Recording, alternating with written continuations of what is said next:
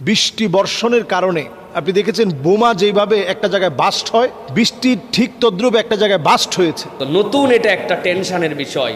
আকাশ ফেটে পানি মানে বুঝছেন, এরকম না যে মেঘ একদম ডাইরেক্ট পড়ে গেছে, কিন্তু একটা লেয়ারে এত পরিমাণ স্তর থেকে নিচে নেমে আসছে যে 25 বছরে যে পানি হতে পারতো ওই অঞ্চলের এসে হতে বৃষ্টি, ওইটা 3 ঘন্টায় হয়ে গেছে। এই ধরনের আযাব আল্লাহ তাআলা সচরাচর সব জায়গায় দেন না।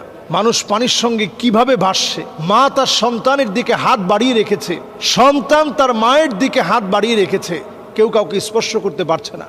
আমরা ইদানিং দেখেছি যে পাকিস্তানে ভয়াবহ বন্যা, খায়বার পাখতুনখোয়া সহ অনেক প্রদেশগুলো ডুবে গিয়েছে, অসংখ্য মানুষের প্রাণহানি হয়েছে। ভয়াবহ এই দুর্ঘটনা, আল্লাহর পক্ষ থেকে ভয়াবহ এই আযাব, এটা আমাদের জন্য একটা সতর্কীকরণ।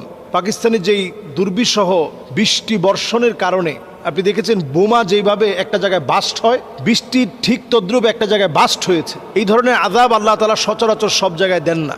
আল্লাহ রাব্বুল আলামিন একটা পরীক্ষা নিয়েছেন পাকিস্তানের পাখতুনখোয়া সহ এই খায়বার প্রদেশ সহ বিভিন্ন প্রদেশের লোকদের উপরে। আল্লাহ তাআলা বড় ধরনের একটা পরীক্ষা নিয়েছেন। মানুষ পানির সঙ্গে কিভাবে ভাসছে, মা তার সন্তানের দিকে হাত বাড়িয়ে রেখেছে, সন্তান তার মায়ের দিকে হাত বাড়িয়ে রেখেছে, কেউ কাউকে স্পর্শ করতে পারছে না। এবং দেখা যাচ্ছে কেউ কারো সহযোগিতার জন্য এগিয়ে আসতে পারছে না। আমি একটা ভিডিওতে দেখলাম যে লোকটা রশি তাকে দেওয়া হয়েছে, ছুঁড়ে মারা হয়েছে রশিটা ধরার জন্য, তিনি ধরে পার হতে নিয়েছে, অনেক জন মিলে টানছে, কিন্তু পানির শক্তির সাথে কুলাতে পারছে না।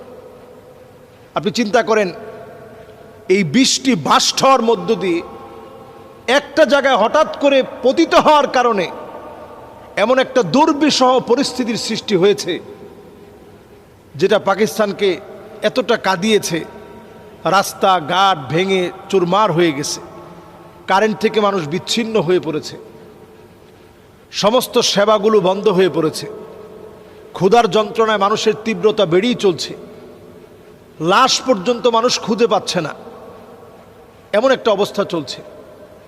তো এই অবস্থায় আমাদের তো একটু চিন্তা করা দরকার যে আল্লাহ তাআলার পানিগুলা কত শক্তিশালী। ইন্নাল মাউজা জাইশুম মিন জুয়ুশিল্লাহ, এই ঢেউগুলো সব হচ্ছে আল্লাহ রাব্বুল আলামিনের এক একটা সৈনিক। আল্লাহ তাআলা যখন বলবে সৈনিক ধর, পাকড়াও কর, সাথে সাথে পাকড়াও করে ফেলবে।